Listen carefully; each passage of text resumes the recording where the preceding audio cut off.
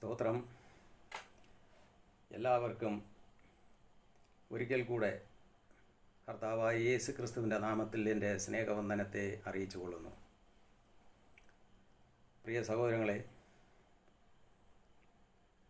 ഇന്ന് ഈ വീഡിയോ നിങ്ങളുടെ മുന്നിൽ എത്തിച്ചു തരുവാൻ തക്കവണ്ണം ദൈവത്തിൻ്റെ പരിശുദ്ധാത്മാവ് തന്നെ പ്രവർത്തിക്കട്ടെ. ഇന്ന് ജനങ്ങളുടെ ഇടയിൽ ഒരു ചോദ്യചിഹ്നമാണ്. ഒരുപാട് പേര് ചോദിക്കുന്നു, യേശു ക്രിസ്തു ആരാണ്? അതുപോലെ ദൈവം ആരാണ്? അതുപോലെ ഈ സാത്താൻ, ഈ ദുഷ്ടാത്മാവ്, ഈ ഭൂതങ്ങൾ, ദേവി, ദേവൻ, ഇതൊക്കെ ആരാണ്? ഒരു എത്തും പിടിയും കിട്ടുന്നില്ല ആർക്കും. അവർക്ക് സ്ഥിരമായിട്ട് ഒരിടത്ത് നിൽക്കുവാൻ സാധിക്കുന്നില്ല. ഞാൻ ഒരുപാട് ദൈവമക്കളെ കണ്ടിട്ടുണ്ട്, ഇന്നും കണ്ടുകൊണ്ട് തന്നെ ഇരിക്കുന്നു. അവർ ഒരിടത്ത് ഉറച്ചു നിൽക്കുന്നതായിട്ട് കാണുവാൻ സാധിക്കില്ല. കാരണം അവരുടെ മനസ്സ്, അവരുടെ ഹൃദയങ്ങൾ എല്ലാം ഇങ്ങനെ ആകുലതയാണ്. അതുകൊണ്ട് പ്രിയ സഹോദരങ്ങളെ, നിങ്ങളുടെ ഉള്ളിൽ ഈ തോന്നുന്ന ഈ കാര്യങ്ങളെ ദൈവത്തിൻ്റെ പരിശുദ്ധാത്മാവ് ഇങ്ങനെ ചില വിക്കന്മാരിൽ കൂടെയും ചിലരിൽ കൂടെ നിങ്ങൾക്കത് മനസ്സിലാക്കി തരുവാൻ ഇടയാകും. അതുകൊണ്ട് ഈ വചനം പറയുന്നത് ആരെന്ന് നിങ്ങൾ നോക്കണ്ട. വചനത്തിൽ നിന്ന് വചനം പറയുന്ന ആ വ്യക്തിയെ നിങ്ങൾ നോക്കണ്ട. ആ വ്യക്തിയിൽ നിന്ന് വരുന്ന കർത്താവിൻ്റെ വചനം എന്താണെന്ന് ശ്രദ്ധിച്ച് കേൾക്കുവാൻ നിങ്ങളുടെ ഹൃദയങ്ങളെ, നിങ്ങളുടെ കാതുകളെ നിങ്ങൾ ഒരുക്കുക. നിങ്ങൾക്കിത് മനസ്സിലാക്കണമെങ്കിൽ ചെറിയ ഒരു കാര്യമല്ല. ഇത് ഒരു ദിവസത്തിൽ നിങ്ങൾക്ക് പറഞ്ഞ് മനസ്സിലാക്കി തരുവാനും കഴിയുന്ന കാര്യവുമല്ല. ഇത് കുറേച്ച നിങ്ങൾക്കത് പറഞ്ഞ് മനസ്സിലാക്കി തരുവാൻ പരിശുദ്ധാത്മാവ് എന്നെ നിയമിച്ചിരിക്കുകയാണ്. നിങ്ങൾ ഈ പേജ് ഫോളോ ചെയ്യുക, സ്ഥിരമായി അതിനെ വാച്ച് ചെയ്യുക. അല്പം പോലും സ്കിപ്പ് ചെയ്ത് കളയാതെ അതിനെ പൂർണ്ണമായി ഈ വീഡിയോ നിങ്ങൾ ശ്രദ്ധിച്ച് കേട്ട് ഇതിൽ നിന്ന് വരുന്ന ദൈവത്തിൻ്റെ വചനങ്ങളെ നിങ്ങൾ ശ്രദ്ധിച്ച് കേട്ട് മനസ്സിലാക്കി എടുക്കുമെങ്കിൽ തീർച്ചയായും നിങ്ങൾ ആഗ്രഹിക്കുന്ന ആ ഉത്തരം നിങ്ങൾ കണ്ടെത്തും. ആരാണ് യേശു ക്രിസ്തു? ആരാണ് ദൈവം? ആരാണ് ദേവി, ദേവൻ? ഇങ്ങനെ ആരാണ് സാത്താൻ? ആരാണ് ദുഷ്ടാത്മാവ്? ഇതൊക്കെ നിങ്ങൾക്ക് മനസ്സിലാക്കുവാൻ കഴിയും. ഇത് മനസ്സിലാക്കി തരുവാൻ തക്കവണ്ണം ദൈവത്തിൻ്റെ ആത്മാവ് എനിക്ക് കൃപ നൽകിയിട്ടുണ്ട്. അതുകൊണ്ട് എൻ്റെ അനുഭവ സാക്ഷ്യത്തിൽ കൂടെ ഞാൻ ഈ ചാനൽ തുടങ്ങിയതാണ്. എൻ്റെ അനുഭവമാണ് ഇതിൽ കൂടെ നിങ്ങൾ കേട്ടുകൊണ്ടിരിക്കുന്നത്. കർത്താവായ യേശു ക്രിസ്തു ഭൂമിയിൽ സുവിശേഷം പ്രസംഗിച്ചുകൊണ്ടിരിക്കുന്ന സമയത്ത്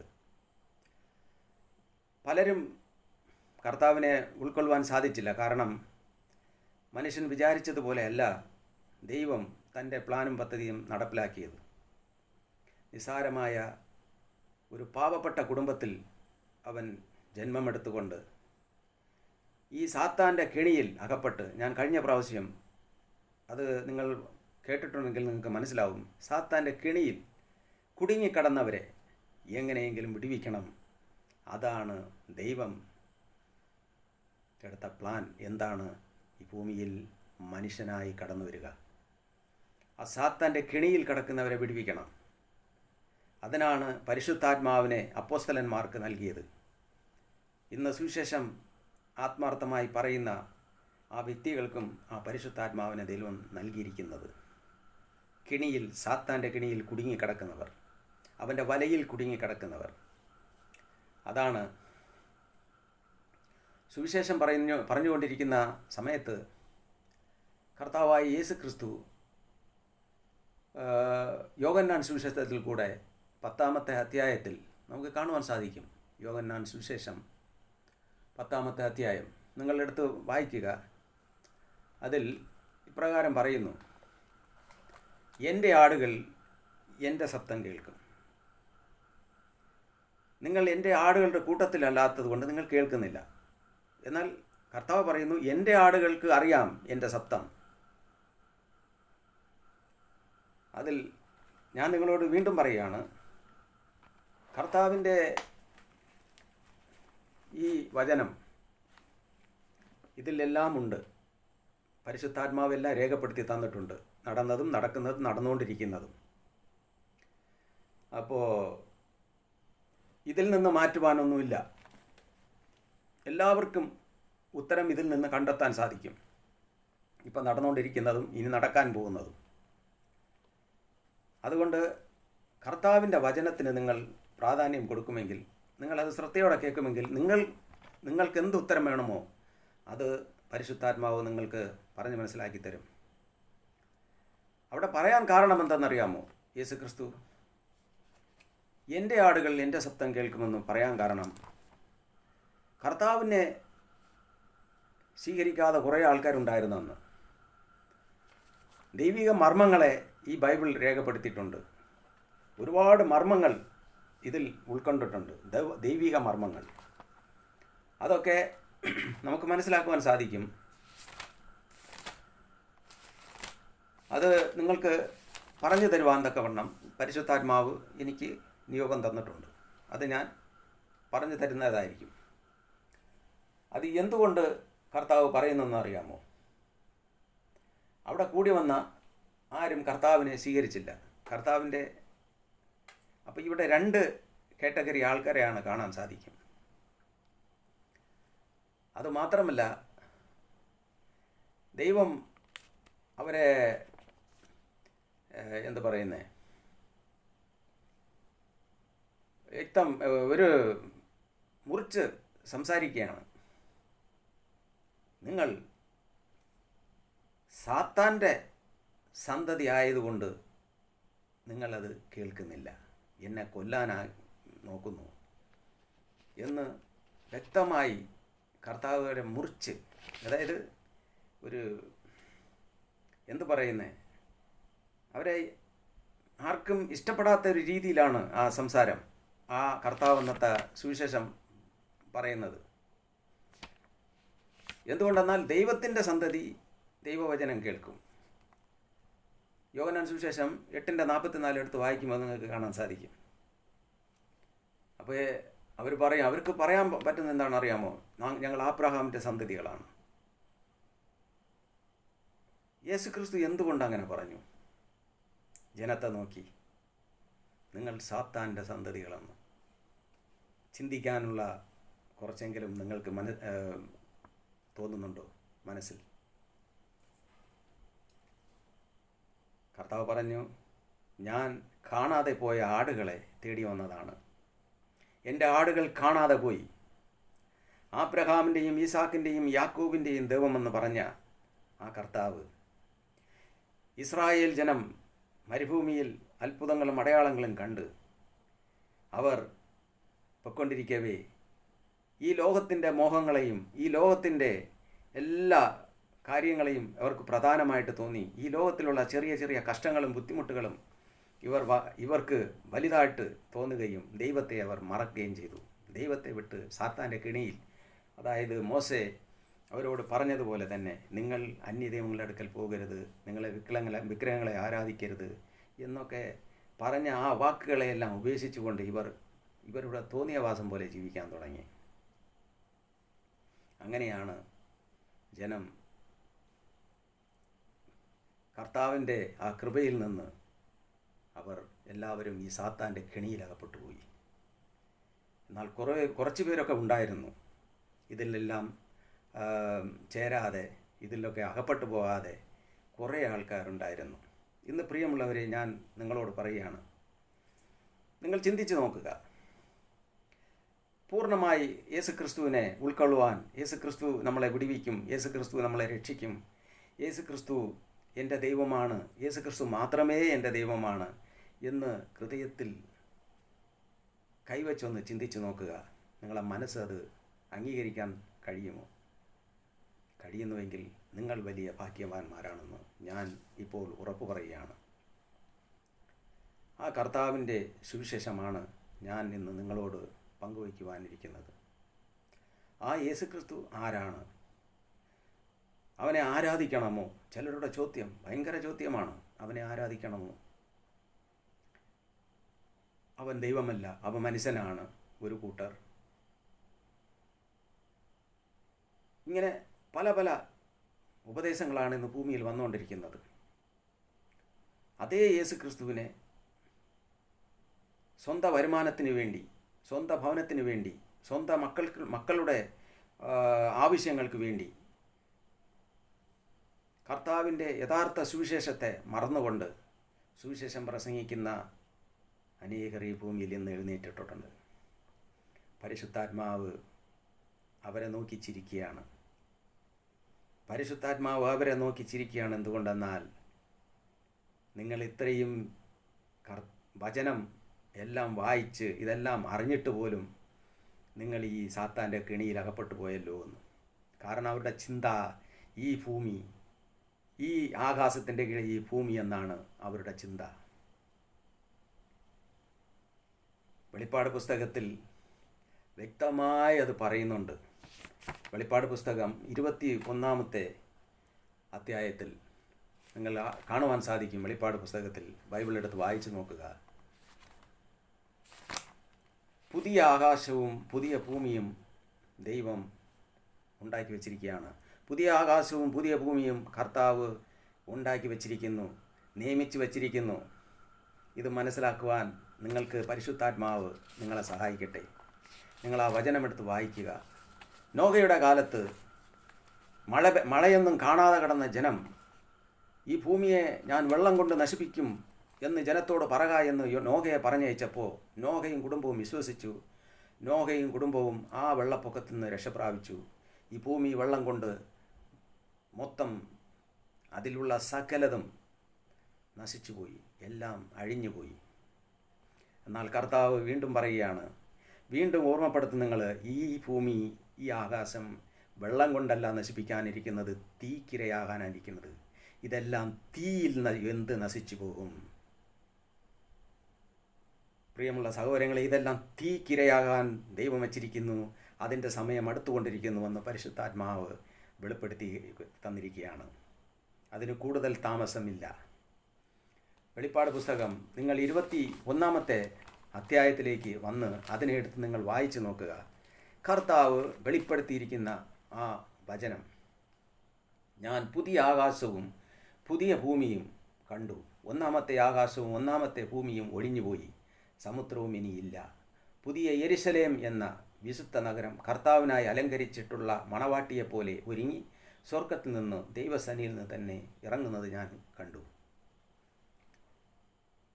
ഈ ഭൂമി ഇത് തീക്കിരയാകും, ഇതെല്ലാം നശിച്ചു പോകും, ഇതൊന്നും ഇവിടെ ഇരിക്കയില്ല. ഇതിനെ ആശ്രയിച്ചുകൊണ്ട് കള്ളപ്രവചനം നടത്തുന്നവർ ഇത് കേൾക്കുന്നുവെങ്കിൽ കേട്ടുകൊള്ളുക.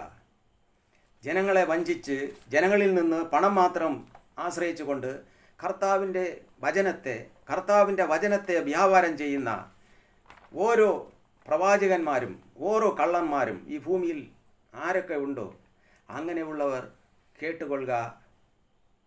നിങ്ങൾ ഉണ്ടാക്കി വച്ചിരിക്കുന്ന, നിങ്ങൾ ജനങ്ങളെ പറ്റിച്ചുണ്ടാക്കിയ യാതൊന്നും നിങ്ങളോ നിങ്ങളുടെ സന്തതികളോ അത് അനുഭവിക്കുകയില്ല. എന്തുകൊണ്ടെന്നാൽ ദൈവം അത് പറഞ്ഞിരിക്കുന്നു.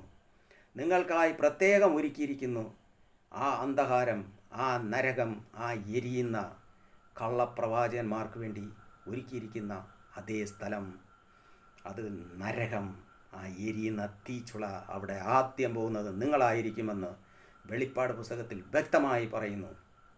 നിങ്ങൾ വിചാരിക്കും ആളുകളെല്ലാം വഞ്ചിച്ച് ആളുകളിൽ നിന്നെല്ലാം പണം പിടുങ്ങി ഈ പാവപ്പെട്ട ജനങ്ങളെ, കെണിയിൽ കുടുങ്ങിക്കിടക്കുന്ന ജനങ്ങളെ വിടുവിക്കാൻ നിങ്ങൾ തയ്യാറാവാതെ അവരെ വീണ്ടും വീണ്ടും ഉപദ്രവിച്ച് വീണ്ടും വീണ്ടും അവരിൽ നിന്ന് പണം മാത്രം പിടുങ്ങുവാൻ നിങ്ങൾ നോക്കിക്കൊണ്ടിരിക്കുന്നുവെങ്കിൽ പരിശുദ്ധാത്മാവ് പറയുകയാണ്, പരിശുദ്ധാത്മാവ് തന്നെ പറയുന്നു, നിങ്ങൾക്ക് വരാൻ പോകുന്ന ശിക്ഷ ഭയങ്കരമായിരിക്കും. അതുകൊണ്ട് മാനസാന്തരപ്പെടുക. നിങ്ങൾ ജനത്തിൽ നിന്ന് വ്യാജം പറഞ്ഞ് അപഹരിച്ചതും സ്വരൂപിച്ചു വച്ചിരിക്കുന്നതുമായ പണം പാവങ്ങൾക്ക്, ഒരു തുണിക്ക് മറുതുണിയില്ലാതെ കഴിയുന്ന പാവപ്പെട്ട ജനങ്ങൾക്ക് കൊടുത്ത് നിങ്ങൾ ദൈവത്തിൻ്റെ സന്നിധിയിൽ മാപ്പ്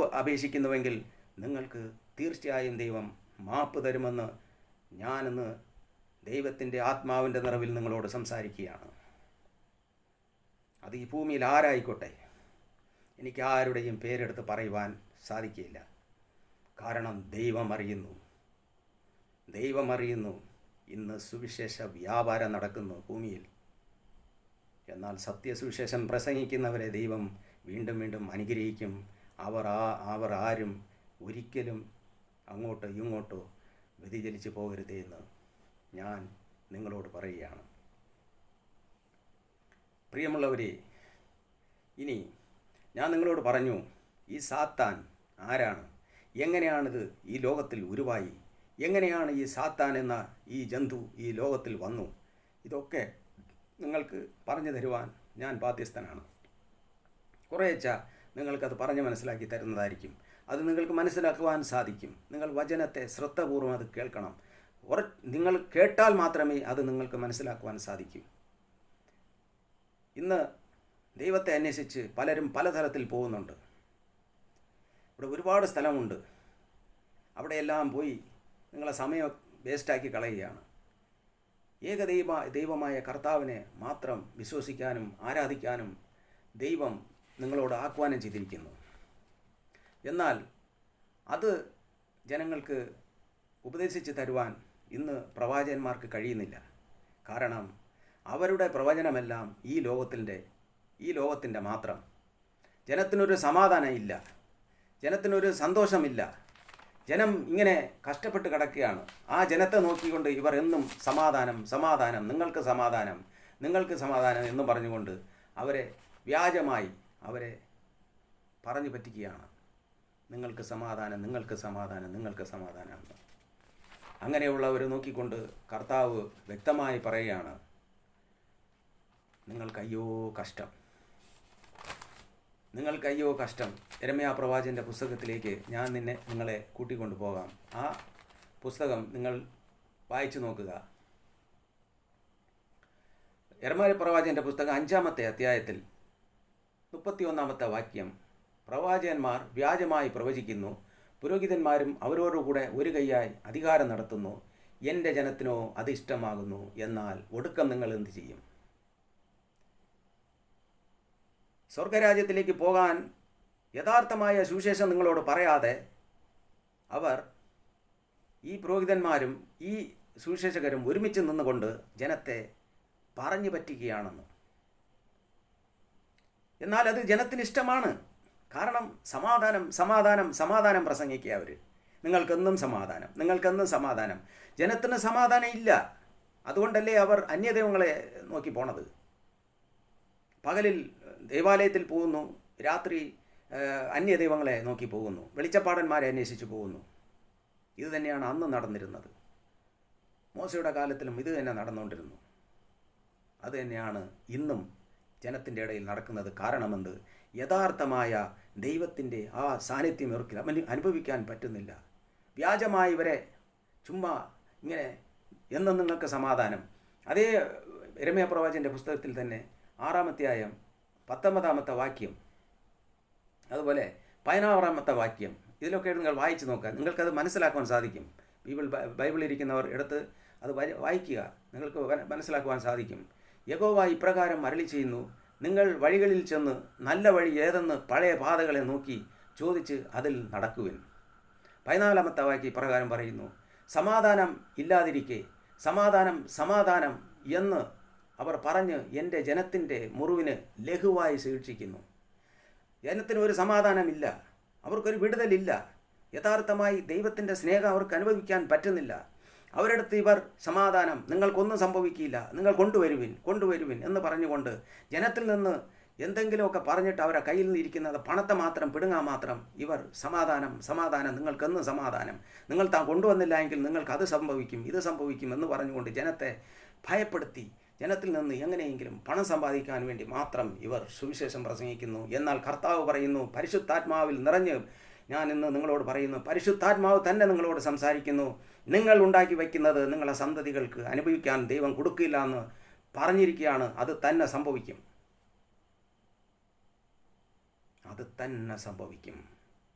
ദൈവത്തിൻ്റെ വചനത്തിൽ മുൻകൂട്ടിയെ പറഞ്ഞിരിക്കുകയാണ്. നിങ്ങൾ എത്ര തന്നെ ഇങ്ങനെ ജനങ്ങളെ കബളിപ്പിച്ചുണ്ടാക്കിയാലും നിങ്ങൾ ചിലപ്പോൾ അനുഭവിക്കുമായിരിക്കും കുറച്ചൊക്കെ. പക്ഷേ നിങ്ങളുടെ പിൻഗാമികൾക്ക് അത് അനുഭവിക്കാൻ ദൈവം കൊടുക്കില്ല. അത് തന്നെയാണ് ദൈവത്തിൻ്റെ വചനം പറയുന്നു. സ്തോത്രം. പ്രിയമുള്ള സഹോദരങ്ങളെ, ഞാനിങ്ങനെ നിങ്ങളോട് സംസാരിക്കുമ്പോൾ ഞാൻ പറഞ്ഞത് കാര്യം, സാത്താൻ ആരാണ്, സാത്താൻ എന്തുകൊണ്ട് ഈ ഭൂമിയിൽ വന്നു, സാത്താൻ എങ്ങനെയാണ് ഈ ഭൂമിയിൽ ദുഷ്ടാത്മാവ് ഭൂതങ്ങളെ ഉരുവാക്കി എന്നുള്ളതൊക്കെ കുറിച്ച് ഞാൻ നിങ്ങൾക്ക് പറഞ്ഞു തരും. കാരണം നിങ്ങളത് അറിഞ്ഞിരിക്കണം, നിങ്ങൾ അറിഞ്ഞിരിക്കേണ്ട ആവശ്യവുമാണ്. ഇന്നല്ലെങ്കിൽ നാളെ അത് നിങ്ങൾക്ക് പ്രയോജനപ്പെടും. നിങ്ങൾ ആരുടെയും വാക്ക് കേട്ട് അവിടെ ഇവിടെ പോകരുത്. ഒരുപാട് പേർ അങ്ങനെ പോയി. ചിലർ പഞ്ചാബിൻ്റെ ദൈവം കൊള്ളാമെന്ന് പറയും, ചിലർ കേരളത്തിലെ ദൈവം കൊള്ളാമെന്ന് പറയും, ചിലർ തമിഴ്നാട്ടിലെ ദൈവം കൊള്ളാമെന്ന് പറയും, ചിലർ പറയും അങ്ങ് വെളിനാട്ടിലുള്ള സൗദിയിലുള്ള ദൈവം കൊള്ളാമെന്ന് പറയും. ഇങ്ങനെ എവിടെയെല്ലാം പോകുന്നു അവിടെയെല്ലാം ദൈവം. സലോമോൻ പറ്റിയത് അതാണ്. ഇത് പ്രത്യേകം മോശെ ജനത്തോട് ഉപദേശിച്ചിട്ടുണ്ട്, പ്രത്യേകം ഉപദേശിച്ചിട്ടുണ്ട്. നിങ്ങളെ അവർ വശീകരിച്ച് കളയും, അവരുടെ ദേവന്മാരെ ആകാശ സൈന്യത്തെ നിങ്ങളെ ആരാധിക്കാൻ തക്കവണ്ണം നിങ്ങളെ നിർബന്ധിച്ച് കളയും. നിങ്ങളൊന്നും അതിലേക്ക് പോകരുത് പോകരുത് പോകരുതെന്ന് പറഞ്ഞുകൊണ്ട് ഇവരടുത്ത് എത്ര സമയം പറഞ്ഞിട്ടുണ്ടെന്ന് ഈ ആവർത്തന പുസ്തകം, പുറപ്പാട് പുസ്തകം, ഇതിലൊക്കെ നിങ്ങൾ കാണുവാൻ സാധിക്കും. സംഖ്യാപുസ്തകം, ഇതിലൊക്കെ കാണുവാൻ സാധിക്കും. എന്നാൽ ജനത്തിന് അതാണ് ഇഷ്ടം. ഏത്? ഈ താൽക്കാലിക സുഖം. എവിടെ കിട്ടും? അത് വെളിച്ചപ്പാടൻ, അത് മിസ്രയീമിൽ കിട്ടും. ഇവർ എപ്പോഴും മിസ്രയീമിലേക്ക് പോകണം, എപ്പോഴും മിസ്രയീമിൽ പോകണം. ഞാൻ നിങ്ങളോട് പറയുകയാണ് ഒരു മർമ്മം. ബൈബിളിൽ മിസ്രയീം എന്ന് പറയുന്നത് വെറും ഒരു സ്ഥലത്തിലേക്കല്ല, ആ വിശ്വാസത്തിൽ പോകുന്ന എല്ലാവരെയും കുറിച്ച് പറയുന്നത് തന്നെയാണ് ഈ മിസ്രയീം. അത് നിങ്ങൾക്ക് ഞാൻ ബൈബിളിൽ, അത് വചനത്തിൽ ഞാൻ നിങ്ങൾക്ക് അത് കാണിച്ചു തരാം. ഇനി ദൈവത്തിൻ്റെ ആത്മാവ് ഈ ഭൂമിയിൽ മനുഷ്യനെ എങ്ങനെയെങ്കിലും ഈ കെണിയിൽ കുടുങ്ങിക്കിടക്കുന്ന, കാരണം ഇങ്ങനെ ഇവർ അവിടെയും ഇവിടെയും പോയി സാത്താൻ്റെ കെണിയിൽ കുടുങ്ങിപ്പോയല്ലോ, ആ കുഴിയിൽ നിന്ന് ആ കെണിയിൽ നിന്ന് ഇവരെ വിടിവിക്കുവാൻ തക്കവണ്ണം ദൈവം ഒരുപാട് പദ്ധതികൾ ഈ ഭൂമിയിൽ ഒരുക്കി. അതിൽ കൂടെ ഒരുപാട് പ്രവാചകന്മാരെ അയച്ചു, ഒരുപാട് പേരെ അയച്ചു. എങ്ങനെയെങ്കിലും ഈ സാത്താൻ്റെ കെണിയിൽ കുടുങ്ങിക്കിടക്കുന്നവരെ വിടുവിക്കണം. കാരണം അവർ കിടുക്കിൽ അകപ്പെട്ടു പോയി. സാത്താൻ അവരെ കെണിയിൽ അകപ്പെടുത്തി. ഈ സാത്താനെക്കുറിച്ച് ഞാൻ വീണ്ടും നിങ്ങൾക്ക് ഈ ഭാഗത്തെ ഞങ്ങൾ ഓർമ്മപ്പെടുത്താം. യെശയ്യാ പ്രവാചകൻ്റെ പുസ്തകം 14-ാമത്തെ അധ്യായത്തിൽ അവൻ പ്രധാന ദൂതനായിരുന്നുവെന്ന് അവിടെ രേഖപ്പെടുത്തിയിട്ടുണ്ട്. അവൻ പ്രധാന ദൂതൻ. അവൻ അഹങ്കരിച്ചു, ഞാൻ ദൈവത്തേക്കാൾ വലിയവനാകണമെന്ന്, ദൈവത്തെ പോലെ ആകണം, ദൈവത്തേക്കാൾ വലിയവനാകണം, ഞാൻ ഇതെല്ലാം അടക്കി ഭരിച്ച് ഞാൻ ആളണം. ദൈവത്തെ അവൻ സൃഷ്ടിച്ച സൃഷ്ടാവിനെ അവൻ തള്ളി, അവൻ്റെ ഹൃദയത്തിൽ നിന്ന് അവൻ തള്ളി. ദൂതൻ, ദൈവത്തിൻ്റെ ദൂതൻ തന്നെ ഉണ്ടാക്കിയ, തന്നെ സൃഷ്ടിച്ച സൃഷ്ടാവിനെ അവൻ്റെ ഹൃദയത്തിൽ നിന്ന് അവൻ തള്ളി. ദൈവത്തേക്കാൾ വലിയവനാകണമെന്ന് അവൻ ഹൃദയത്തിൽ പറഞ്ഞു. അവൻ്റെ പ്രൗഢി, അവൻ്റെ അധികാരം, അവൻ്റെ തേജസ് എന്തെന്ന് എസെക്കിയേൽ പ്രവാചകൻ്റെ പുസ്തകത്ത് വായിക്കുവാൻ കഴിയും. 28-ാമത്തെ അധ്യായത്തിൽ ആ സാത്താൻ്റെ യഥാർത്ഥ പവർ എന്തായിരുന്നുവെന്ന്, ആ ദൂതനായിരുന്നപ്പോൾ അവൻ്റെ പവർ എന്തായിരുന്നുവെന്ന് എസെക്കിയേൽ പ്രവാചകൻ്റെ പുസ്തകം 28-ാമത്തെ അധ്യായത്തിൽ അത് വ്യക്തമായതിനെക്കുറിച്ച് രേഖപ്പെടുത്തിയിരിക്കുന്നു. നിങ്ങൾ വീട്ടിൽ ഇരിക്കുമ്പോൾ ഈ ബൈബിൾ വചനങ്ങളെ എടുത്ത് നിങ്ങൾ വായിച്ചു നോക്കുക, നിങ്ങൾക്കത് മനസ്സിലാക്കുവാൻ സാധിക്കും. 28-ാമത്തെ അധ്യായം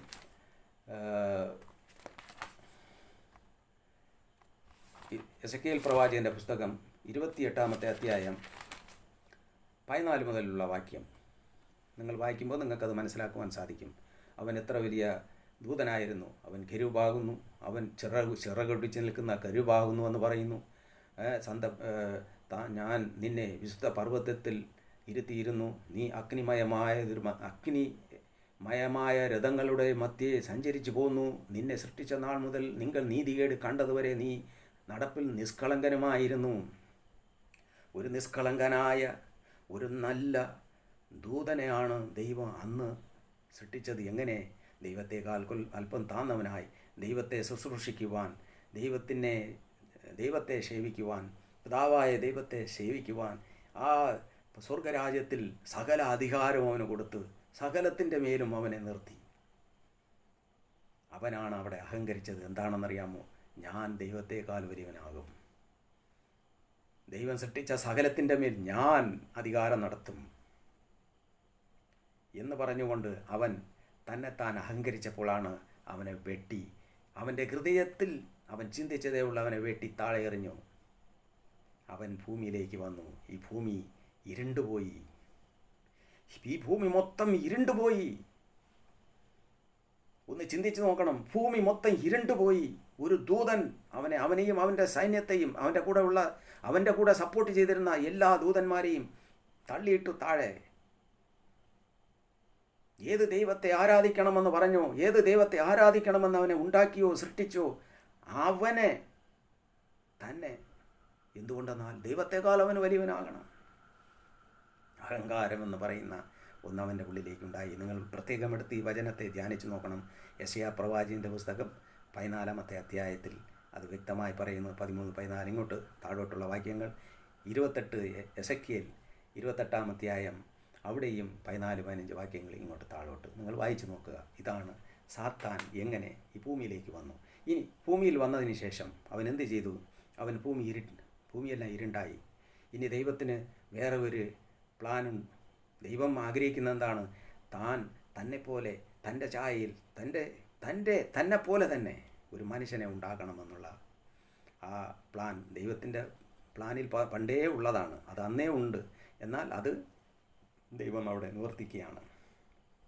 ഉൽപ്പത്തി പുസ്തകത്തിൽ ഞാൻ കഴിഞ്ഞ വീഡിയോയിൽ ഞാൻ പറഞ്ഞു, തന്നെപ്പോലെ തന്നെ, ദൈവത്തെപ്പോലെ തന്നെ, ദൈവത്തിൻ്റെ അതേ ഛായയിൽ, അതേ സ്വരൂപത്തിൽ, അതേ ദൈവം തന്നെ.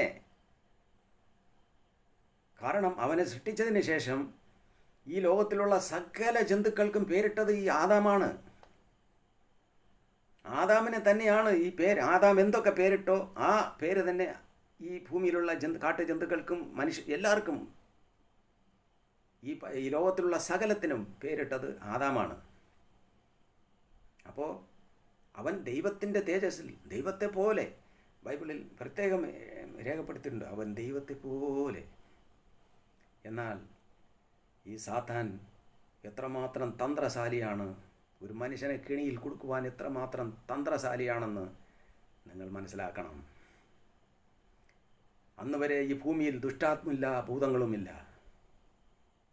സാത്താൻ എന്ത് ചെയ്തെന്നറിയാമോ? പാമ്പിൻ്റെ ഉള്ളിലേക്ക് കയറി വന്ന് ഇവരെ തെറ്റിച്ചു കളഞ്ഞു. ഇവൻ്റെ ഉള്ളിലുള്ള ആ ദൈവിക തേജസ് ഇവനെ വിട്ടുപോയി എന്ന് കർത്താവ് പറഞ്ഞ കാര്യം ഇവൻ നിഷേധിച്ചോ? കർത്താവിൻ്റെ സന്നിധിയിൽ നിന്ന് അവൻ പിന്മാറിപ്പോയോ? കർത്താവിനെ അവൻ മറന്നോ? അന്നേരം സാത്താൻ അവനെ കെണിയിൽ അകപ്പെടുത്തി. അവൻ ഈ ദൈവിക തേജസ് അവനിൽ നിന്ന് നഷ്ടപ്പെട്ടു പോയി എന്ന് ആ തിരുവചനത്തിൽ കാണുവാൻ സാധിക്കും. ഇനി ഞാൻ നിങ്ങളോട് പറയുന്നു, പ്രിയമുള്ള സഹോദരങ്ങളെ, ഈ ദേവന്മാർ ആരെന്ന്? ഇവനെയാണ് ദേവന്മാരെന്ന് പറയുന്നത്. ആദാമിനെ പറഞ്ഞതായിട്ട് ബൈബിൾ രേഖപ്പെടുത്തുന്നില്ല. എന്നാൽ ദൈവത്തിൻ്റെ അരുളപ്പാട് ലഭിച്ചവരെ ദേവന്മാർ എന്ന് ഞാൻ പറഞ്ഞു എന്ന് നിങ്ങളുടെ തിരുവചനത്തിൽ എഴുതിയിട്ടില്ലയോ? ന്യായപ്രമാണത്തിൽ എഴുതിയിട്ടില്ലയോ എന്ന് കർത്താവായ യേശു ക്രിസ്തു ഈ കൂടെ നിന്ന ഈ പരീശന്മാരടുത്തും ഇവരടുത്തൊക്കെ സംസാരിക്കുന്നത് കേൾക്കുവാൻ സാധിക്കും. കാരണം തർക്കിക്കുകയാണ്.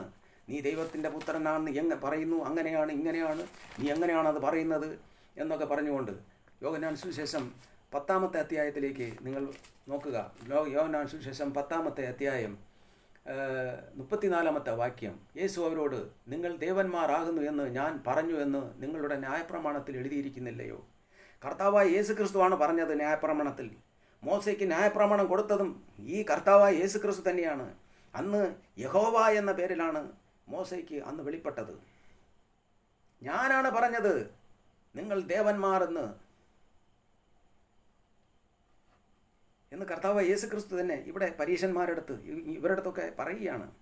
ദേവന്മാർ എന്ന് വെച്ചാൽ ഈ ഭൂമിയിൽ ദൈവത്തിൻ്റെ അരുളപ്പാട് ലഭിച്ച് ദൈവത്തിൻ്റെ കാര്യങ്ങളെ ചെയ്യുന്ന, ദൈവത്തിൻ്റെ ഇഷ്ടം ചെയ്യുന്ന ഓരോ വ്യക്തിയെയും ദൈവം വിളിക്കുന്നത് ദേവന്മാർ.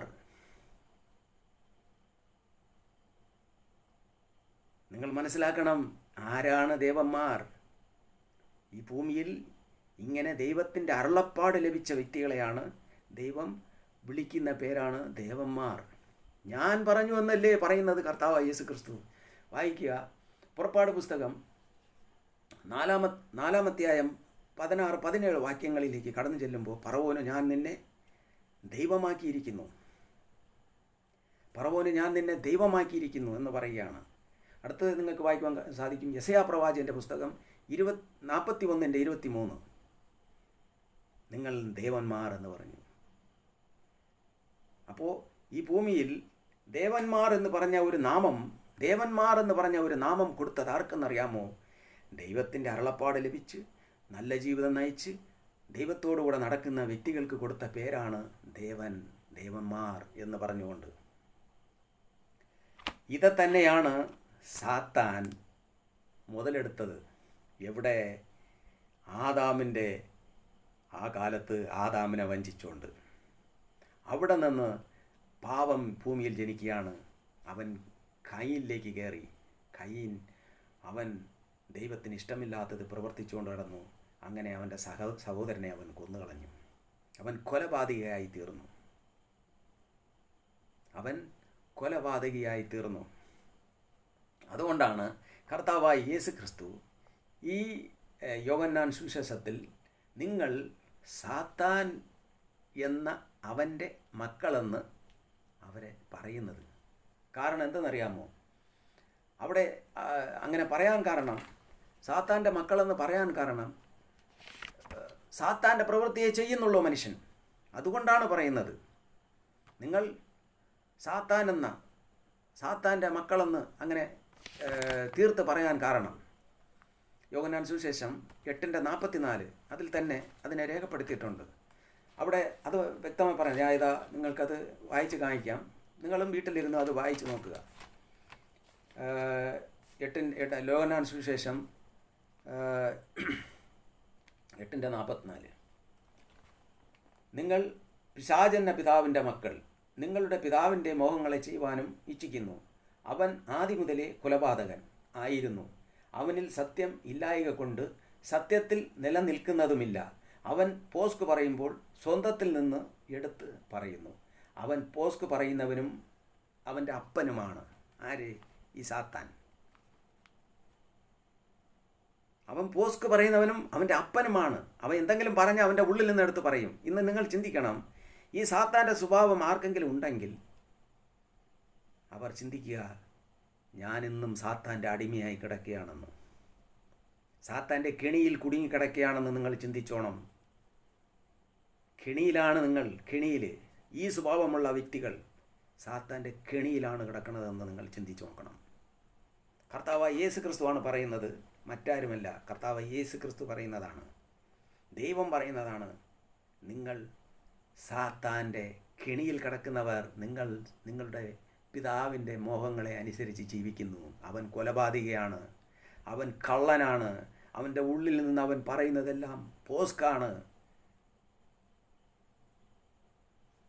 അതാണ് അവിടെയും കർത്താവ് ഒരു വാക്ക് പറയുന്നു. 3-ാമത്തെ അധ്യായം, ഉൽപ്പത്തി പുസ്തകം 3-ാമത്തെ അധ്യായത്തിൽ പറയുന്നു, 15-ാമത്തെ വാക്യത്തിൽ,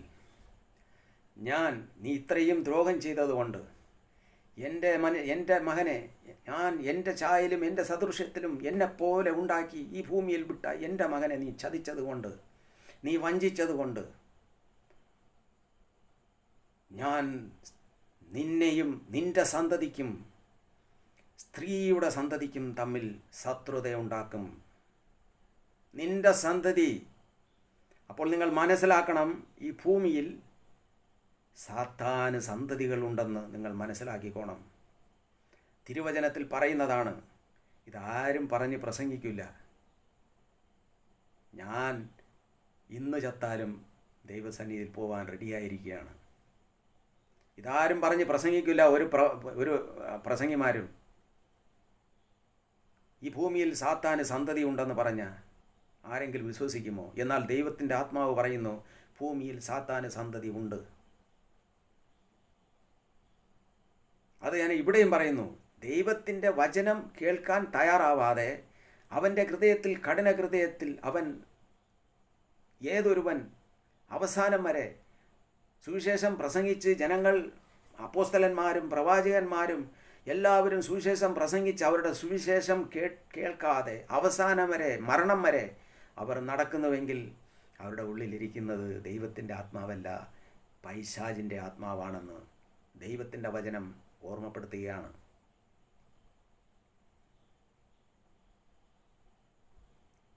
നിങ്ങൾക്ക് ഇത് കേൾക്കുവാൻ ഇത്തിരി ബുദ്ധിമുട്ടുള്ള കാര്യമാണ്, കഠിനവാക്കാണ്.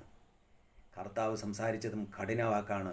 പരിശുദ്ധാത്മാവ് പറയുമ്പോൾ നിങ്ങളെ ഹൃദയത്തിൽ കുത്തുകൊള്ളും. അങ്ങനെയാണ് ഈ ഭൂമിയിൽ പിശാച് മനുഷ്യനെ വഞ്ചിച്ചത്. സാത്താനെ ആരാധിക്കാൻ വേണ്ടി ജനങ്ങളെ അവൻ ഉപയോഗിച്ചത്. എന്തുകൊണ്ടെന്നാൽ ദൈവം സൃഷ്ടിച്ചത് ദേവനെയാണ്. ദൈവത്തെയാണ് അവൻ സൃഷ്ടിച്ചത് ഭൂമിയിൽ, ദൈവത്തെ. അതുകൊണ്ടാണ് കർത്താവായ യേശു ക്രിസ്തു പറയുന്നു, ദൈവത്തിൻ്റെ അരുളപ്പാട് കിട്ടിയവരെ ദേവന്മാരെന്ന് ഞാൻ പറഞ്ഞു, നിങ്ങൾ ന്യായപ്രമാണം എടുത്ത് നോക്ക് എന്ന് പറഞ്ഞുകൊണ്ട് ഈ ന്യായപ്രമാണത്തെ കുത്തിക്കൊണ്ടുവന്ന ഈ പരീശന്മാരെടുത്ത് പറഞ്ഞു. അതുകൊണ്ട് എന്നെ കേൾക്കുന്ന എൻ്റെ സഹോദര സഹോദരി, നിങ്ങൾ ഒരു കാര്യം മനസ്സിലാക്കണം. സ്വർഗത്തിലെ ദൈവത്തെ നിങ്ങൾ ഒരു നാളും കണ്ടിട്ടില്ല, എന്നാൽ ഒരു ദിവസം നിങ്ങൾ കാണുമെന്ന് കർത്താവ് വാക്ക് പറഞ്ഞിരിക്കുകയാണ്. ഒരു ദിവസം നിങ്ങൾ എന്നെ കാണും, ദൈവത്തെ മുഖാമുഖം കാണും. മുഖാമുഖം. മോശയ്ക്ക് പോലും സ്വന്തം മുഖത്തെ കർത്താവ് കാണിച്ചു കൊടുത്തില്ല. ഈ ഭൂമിയിൽ മനുഷ്യനായി വന്നപ്പോൾ ഒരു രൂപമുണ്ടായിരുന്നു, എന്നാൽ യഥാർത്ഥ മുഖം അതുമല്ല. ഇന്ന് ഭൂമിയിൽ വരച്ചു വച്ചിരിക്കുന്ന ഒരു ഫോട്ടോയും കർത്താവായ യേശു ക്രിസ്തുവിൻ്റെ ഫോട്ടോയെ അല്ല, ഒരു പടമേ അല്ല അത്. കർത്താവിനെ വരയ്ക്കുവാൻ ഈ ലോകത്തിൽ ഒരുത്തനും ജനിച്ചിട്ടില്ല. വെളിപ്പാട് പുസ്തകം 1-ാമത്തെ അധ്യായത്തിൽ എഴുതിയിരിക്കുന്നു, അഗ്നിജ്വാലയ്ക്കൊത്ത കണ്ണുകളുള്ളവൻ, വെള്ളോട്ടത്തിനോ പാദങ്ങളുള്ളവൻ. വരയ്ക്കുമോ? വരയ്ക്കാൻ ഏതെങ്കിലും ഒരു ശില്പി ഉണ്ടാകുമോ ഇവിടെ? ആര് വരയ്ക്കുമെന്നാണ് ചോദിച്ചിരിക്കുന്നത് കർത്താവ്. ആരോട് നിങ്ങൾ എന്നെ ഉപമിക്കും? ആരോട് ഉപമിക്കുമെന്ന് യെശയ്യാ പ്രവാചകനിൽ കൂടെ ചോദിക്കുകയാണ്. ആരോട് നിങ്ങൾ എന്നെ ഉപമിക്കും? പ്രിയമുള്ള സഹോദരങ്ങളെ, ദൈവം ആത്മാവാണ്. അവനെ ആത്മാവിലും സത്യത്തിലും ആരാധിക്കുക. അതുമാത്രമല്ല, ഈ ഭൂമിയിലേക്ക് ഇറങ്ങി വന്ന നമ്മുടെ കർത്താവായ യേശു ക്രിസ്തു വേഷത്തിൽ മനുഷ്യനായി വന്നുവെങ്കിൽ അവൻ കാണാതെ പോയ ആടുകളെ തേടി വന്നതാണ്. സാത്താൻ്റെ കെണിയിൽ കുടുങ്ങിക്കിടക്കുന്നവരെ വിളിക്കുവാൻ വന്നതാണ്. അതാണ് കർത്താവ് പറഞ്ഞത്, എൻ്റെ ആടുകൾ എൻ്റെ ശബ്ദം കേൾക്കും. എൻ്റെ ആടുകൾ എൻ്റെ ശബ്ദം കേൾക്കും, തീർച്ചയായും കേൾക്കും. ഞാൻ പറയുന്ന ഈ വാക്ക് ഏതെങ്കിലും ഒരു മുക്കിലോ മൂലയിലോ ഈ ലോകത്തിൻ്റെ ഏത് കോണിലെങ്കിലും കർത്താവിൻ്റെ ആട് സാത്താൻ്റെ കെണിയിൽ കുടുങ്ങിക്കിടക്കുന്നുവെങ്കിൽ തീർച്ചയായും ആ വ്യക്തി ദൈവശബ്ദം കേൾക്കും. തീർച്ചയായും കേൾക്കും ആ ദൈവശബ്ദം. ഞാൻ കെണിയിലാണ് ഇപ്പോൾ കുടുങ്ങിക്കിടക്കണതെന്ന്, സാത്താൻ്റെ കെണിയിൽ കുടുങ്ങിക്കിടക്കുകയാണെന്ന് അവൻ ചിന്തിക്കും. എന്തുകൊണ്ടെന്നാൽ കർത്താവ് പറയുന്നു, എൻ്റെ ആടുകൾ എൻ്റെ ശബ്ദം കേൾക്കും, എൻ്റെ ആടുകൾ എൻ്റെ ശബ്ദം കേൾക്കും. പ്രിയമുള്ള സഹോദരങ്ങളെ, ഇനി തുടർന്ന് ഞാൻ അടുത്ത ഭാഗങ്ങളിൽ ഞാൻ നിങ്ങൾക്ക് ഈ പിശാചിനെക്കുറിച്ച് ഞാൻ പറഞ്ഞു തരുന്നതായിരിക്കും. കർത്താവിനെക്കുറിച്ചും കർത്താവായ യേശു ക്രിസ്തു ആരാണെന്നുള്ളതിനെക്കുറിച്ച് വ്യക്തമായി നിങ്ങൾക്ക് ഞാൻ പറഞ്ഞു തരുന്നതായിരിക്കും. ദൈവത്തെ നിങ്ങൾ മനസ്സിലാക്കണം, ദൈവമല്ലാത്തതിനെ നിങ്ങൾ മനസ്സിലാക്കണം. പിന്നെ ഒരുപാട് കാര്യങ്ങളുണ്ട്. ഒരു ദിവസം കൊണ്ട് അത് തീരുന്നതല്ല, ഒരുപാട് ദിവസങ്ങൾ അതിന് വേണ്ടി വരും.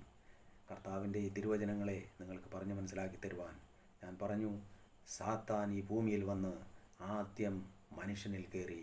എന്തുകൊണ്ടെന്നാൽ ദൈവം മനുഷ്യനെ സൃഷ്ടിച്ചത് ദേവനായിട്ടാണ്, ദൈവങ്ങളായിട്ടാണ്. തന്നെപ്പോലെ ഛായയിലും സദൃശ്യത്തിലും മനുഷ്യനെ ഉണ്ടാക്കി.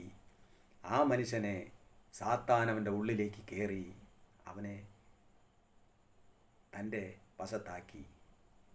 ഇനി അവൻ അടുത്ത് ചെയ്യുന്ന കാര്യത്തെക്കുറിച്ചാണ് ഞാൻ അടുത്ത വീഡിയോയിൽ ഞാൻ നിങ്ങളടുത്ത് പങ്കുവയ്ക്കാം.